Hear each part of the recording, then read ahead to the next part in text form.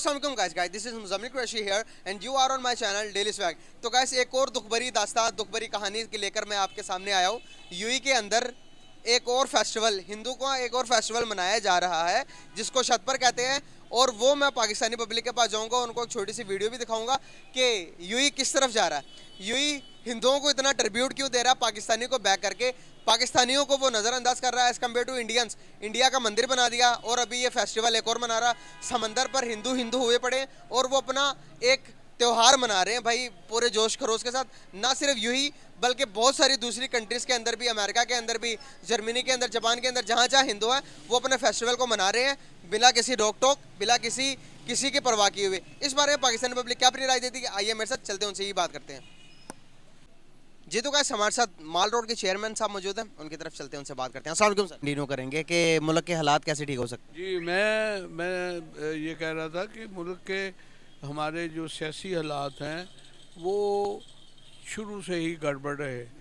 लेकिन जो आपका सवाल है ना कि किसके दौर में अवाम को कुछ सहूलतें मिली, अवाम खुश हुए, अवाम सेटिस्फाइड हुए, वो या तो अयूब खान का वक़्त था और अयूब खान के वक़्त के बाद मियाँ मोहम्मद नवाज़ शरीफ का वक़्त था। उसके अलावा तो मैं समझता हूँ कि मुल्क में चल चलाओ वाली पॉलिसी रही और डंग टपाओ वाली पॉलिसी रही। और यहाँ पर इस वक्त जो हालात हैं वो बहुत ही सियासी हालात बिगड़े हुए हैं और उसकी वजह इमरान खान है। वो ना तो खुद चैन से बैठते हैं, ना आवाम को चैन से बैठने दे रहे हैं। अफरा तफरी मचाई हुई है, कारोबारी लोग सख्त परेशान हैं। आप भी देखें, सर्वे करें कि दुकानें खाली हैं, कारोबारी लोग परेशान हैं, कारोबार हो नहीं रहा। और ये सारी बातें जो हैं वो इसलिए हो रही हैं कि स्टेबिलिटी नहीं है। सियासी जो हालात इंडिया में हैं, जैसे आपने अभी एक बात की कि इंडिया के हालात बेहतर होते गए क्योंकि वहाँ पर सियासी जो जमातें हैं वो आती गईं और जो अवाम ने रिजेक्ट की तो वो रिजेक्ट होती गईं और दूसरी पार्टियाँ आती रहीं। सियासत और सियासी इस्तेकाम रहा। हमारे मुल्क में सियासी इस्तेकाम ना होने की वजह से सारी कबाहतें हैं। बिल्कुल सही सर। जैसे कि हम हालात देख रहे हैं कि पाकिस्तान जिस तरह से टाइम टू टाइम डाउनफॉल पर जा रहा है, दूसरे कंट्रीज़ की जो पाकिस्तान के ऊपर जो नज़र है वो भी साइड पे करते जा रहे हैं, हटाते जा रहे हैं, अपना हाथ अपना अपने सब कुछ रुझान सब कुछ तब्दील करते जा रहे हैं। हम देखते हैं कि जैसे कि दुबई, यूएई जैसी बड़ी बड़ी कंट्री जो मुस्लिम कंट्रीज़ हैं उनका ध्यान पाकिस्तान से हटकर इंडिया की तरफ होता जा रहा है। यूएई के अंदर, दुबई के अंदर एक मंदिर बन गया जिसमें 13 उनके देवी देवता हैं, जब हिंदू मर्जी आकर वहाँ पर अपनी इबादत कर सकते हैं। दूसरे नंबर पर एक और सवाल सर, अभी छत पर उनकी एक फेस्टिवल है हिंदुओं का, वो दुबई के समंदरों के अंदर मनाया जा रहा है। क्या समझते हैं आप कि वो अपने हाथ के अंदर एक थाल लेके आते हैं जिसके अंदर उनके पूजा पाठ की कोई सामान होती है जो कि समंदर के अंदर बहा देते हैं। इस किस्म के त्यौहार वो मना रहे हैं यूएई के अंदर जहाँ से इस्लाम की शुरुआत हुई, इसको कैसे देखते हैं आप? देखें, सबसे पहले तो ये है कि अगर यूएई या दूसरे मुस्लिम ममालिक जो हैं वो इंडिया की तरफ इंक्लाइंड हैं तो उसकी वजह है। उसकी वजह ये है कि उनको इंडिया की मार्केट चाहिए, उनको इंडिया का बिज़नेस चाहिए और जो उनको बड़ा अच्छे तरीके से मिल रहा है। और पाकिस्तान स्टेबल नहीं है, इसकी वजह से वो लोग हमसे दूर होते जा रहे हैं। दूसरा ये आपने कहा जी वहाँ मंदिर बन रहा है या बंदर, तो ये तो मंदिर वहाँ बनते रहेंगे।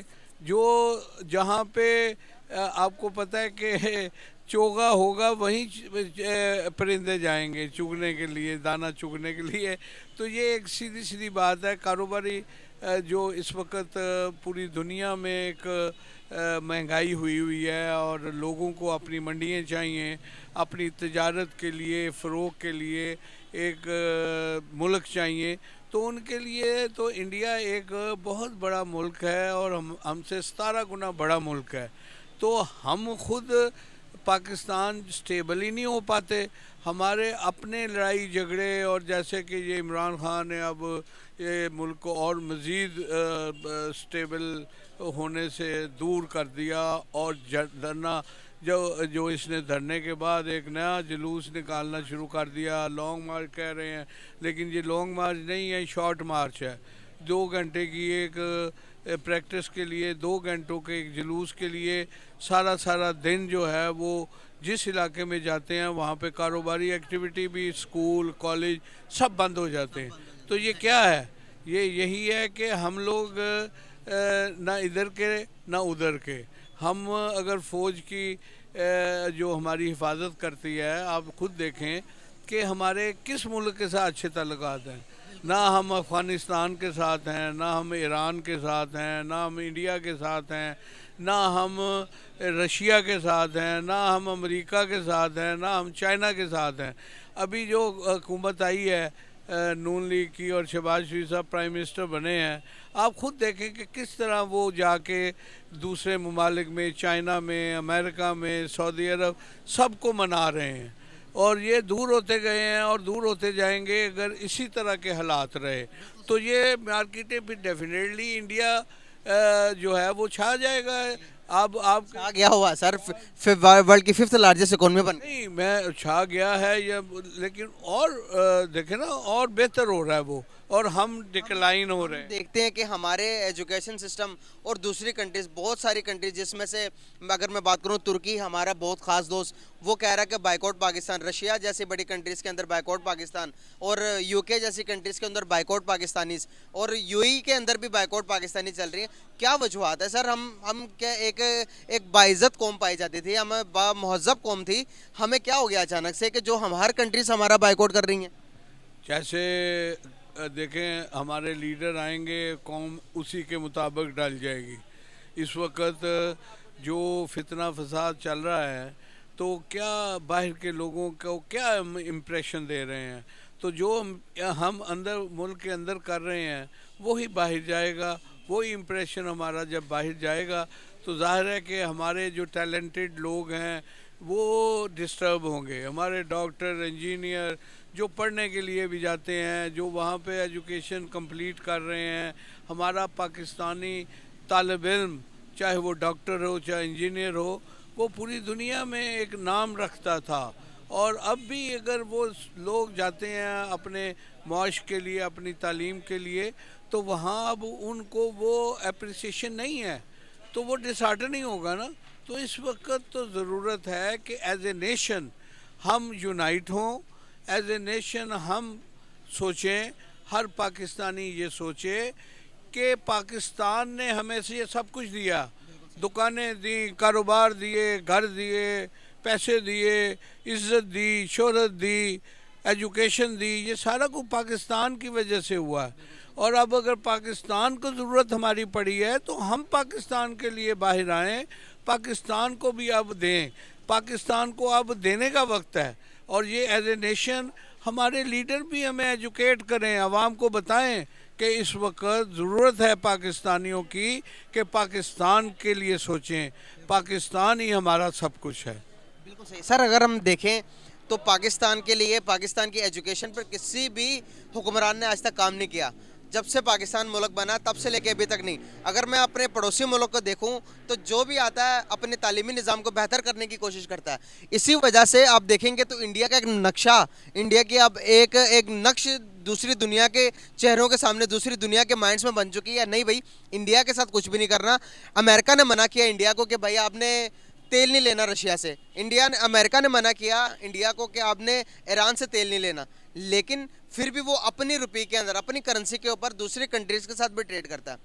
کیا کہنا چاہیں گے کہ ان کی فورن پالیسی کتنی آزاد ہے اور ہم کتنے غلامانہ ذہن کے اور کتنے غلام ہیں؟ دیکھیں, میں نے تو پہلے ہی بات آپ کو بتائی ہے کہ یہ سارا قصور ہم دوسروں پہ نہ ڈالیں, ہم اپنا قصور بھی تو مانیں کہ ہم کیا کر رہے ہیں. اگر ہم اپنے آپ کو دیکھتے نہیں, ہم اپنے گریبان میں جانتے نہیں, اور ہم دوسروں کے اوپر یہ الزام دیتے ہیں کہ جی اس نے یہ کر دیا, اس نے وہ کر دیا, لیکن ہمیں خود سوچنا چاہیے کہ یہ ساری قباحتیں ہمارے اپنی وجہ سے ہیں. ہم اپنے آپ کو ٹھیک کریں, ہم اپنے انڈیا کو کوسنے کی بجائے ہم اپنے اعتبار کو ٹھیک کریں. ہم as a nation, as a Pakistani ہم ڈیلیور کریں. ہم یہ سوچیں کہ ہمارے میں بھی جو قباحتیں ہیں. ٹھیک ہے ہم اپنے لیڈروں کی طرف دیکھتے ہیں, لیڈرشپ ہمیں صحیح ملتی نہیں, لیکن اس کا یہ مطلب نہیں کہ سارا نقصان اور ساری جو برائیاں ہیں وہ ہم لیڈروں پہ ڈال دیں. کچھ ہم اپنا بھی حصہ ڈالیں, اپنے گریبان میں ڈالیں. یہ دیکھیں کہ ہمارے قول اور فعل میں کتنا تضاد ہے. ہمارے لیڈر کہتے کچھ ہیں, کرتے کچھ ہیں. تو یہ سارا اثر جو ہے وہ نیچے نیشن میں آئے گا, اور جب ہمارے نیشن میں آئے گا تو آپ کو پتہ ہے کہ ہر طرف سے تو ہم دشمنوں میں گھرے ہوئے ہیں. ہمارا ایسٹ پاکستان گیا. اب لوگ جو چاہتے ہیں وہ یہی چاہتے ہیں کہ یہ جو ہمارا بچا کچا پاکستان ہے اس کے بھی ٹکڑے کر دیں. تو اس کے لیے ہمیں باہر نہیں دیکھنا, انڈیا کی طرف نہیں دیکھنا, ہمیں ایران اور افغانستان کی طرف نہیں دیکھنا, ہمیں اپنی طرف دیکھنا ہے کہ ہم ٹھیک ہوں, ہمارے لیڈر ٹھیک ہوں, اور جو ٹھیک نہیں ہیں ان کو ہم ٹھیک کریں, ایک نیشن بنائیں. آپ خود دیکھیں یہاں پہ کسی بھی ہمارے پاکستان میں کسی بھی جگہ کسی بھی سڑک پہ دیکھ لیں, وہاں ٹریفک کا آپ کو سسٹم ٹھیک لگتا ہے؟ ایک ہجوم لگتا ہے, ایک مجمع لگتا ہے. ہم ایک ہجوم بن چکے ہیں, اس کو درست کرنے کی بات ہے. اور باقی یہ مندر وغیرہ بنا رہے ہیں تو مندر تو ہمیں چاہیے ایک محمود غزنوی جو جا کے مندروں کو گرائے. ہمارے میں محمود غزنوی تو دور دور کی بات ہے, غزنوی بھی نہیں ہے. محمود کہاں سے آئے گا, کب آئے گا؟ اب ہم اسی انتظار میں ہیں کہ اس ملک کے لیے صحیح لیڈرشپ پائے جو اس ملک. سوال میرا, سوری میں آپ کو کاٹ رہا ہوں, ہم مندریں گراتے ہیں لیکن ہندوستان تو اگر دیکھا جائے تو ہندوؤں کا ملک ہے, وہاں پر دنیا میں پاکستان سے زیادہ مسجدیں وہاں پر ہے, وہ بنا رہے, ہم گرا کیوں رہے ہیں؟ اس بات کی نہیں سمجھ میں آئی مجھے ابھی تک. ہم کہاں گرا رہے ہیں؟ ہم گرا سکتے ہی نہیں ہیں. بتائیں کہاں ہم نے گرایا؟ ہم نے تو یہاں مندر چاہے سکھوں کی یا عبادتگاہیں بنائی ہیں اور باہر سے لوگ آ رہے ہیں. ہم نے کوئی کسی کی نہیں اب گرائی, نہ ہم گرانے کی پوزیشن میں ہیں, نہ ہمیں گرانی چاہیے. آپ نے بات تو کی ہمیں محمود غزنوی جیسا ایک بندہ چاہیے. وہ میں اس لیے کہہ رہا ہوں نا کہ آپ کہہ رہے ہیں کہ جی مندر بن رہے ہیں, تو مندر بن رہے ہیں تو اس لیے بن رہے ہیں نا کہ اس وقت دنیا کی اویئرنیس ہے. کسی کو کسی کے مذہب سے ہم کیسے روک سکتے ہیں؟ اور اب اگر روک سکتے ہیں تو اس کے لیے پھر میں نے کہا کہ میں نہیں روک سکتے. اس کے لیے کوئی ایک ایسا سالڈ مسلمان حکمران آئے جو کہ ناجائز بات کو ناجائز کہے, حق کو حق کہے اور انصاف کرے. یہاں پہ عدل و انصاف ہو جو کہ ہماری روایات رہی ہیں. اب وہ روایات ساری ختم ہو چکی ہیں. جھوٹ, جتنا زیادہ جھوٹ کوئی بولتا ہے اتنا بڑا لیڈر بن جاتا ہے. تو یہ اسی لیے ہے کہ ہمارے ضمیر سو چکے ہیں, ہمارے جو معاملات ہیں وہ گڑبڑ ہیں. ہم اپنے جتنی دیر تک کہ اپنے معاملات ٹھیک نہیں کریں گے دوسروں کو ہم کیا کہہ سکتے ہیں. ایک اور میرا کڑوا سا کوشچن ہے آپ سے کہ ہم کہتے ہیں کہ کشمیر ہمارا ہے, کشمیر ہمارا ہے اور کشمیر ہمارا ہے, جو کہ انڈیا کے کشمیر ہے. ابھی نریندر مودی نے اس کو بہت زیادہ ڈیولپ کر دیا ہے. کچھ ٹائم کے اندر الیکٹرک بسز دے دی, یونیورسٹیز کا نظام اچھا دے دیا, سکولنگ اچھا دے دیا, دنیا کے سب سے اونچا برج بنا دیا انڈیا کے اندر, ریلوے نظام بہت اچھا کر دیا. تو ایک سوال آتا ہے کہ مائنڈ کے اندر بہت سارے لوگوں کا کہ انہوں نے اپنے کشمیر کے لیے اتنا کیا, تو ہم نے اپنے کشمیر کے لیے کیا کیا ابھی تک؟ دیکھیں اس بات کو, ایک حقیقت کو تو ہم جھٹلا نہیں سکتے.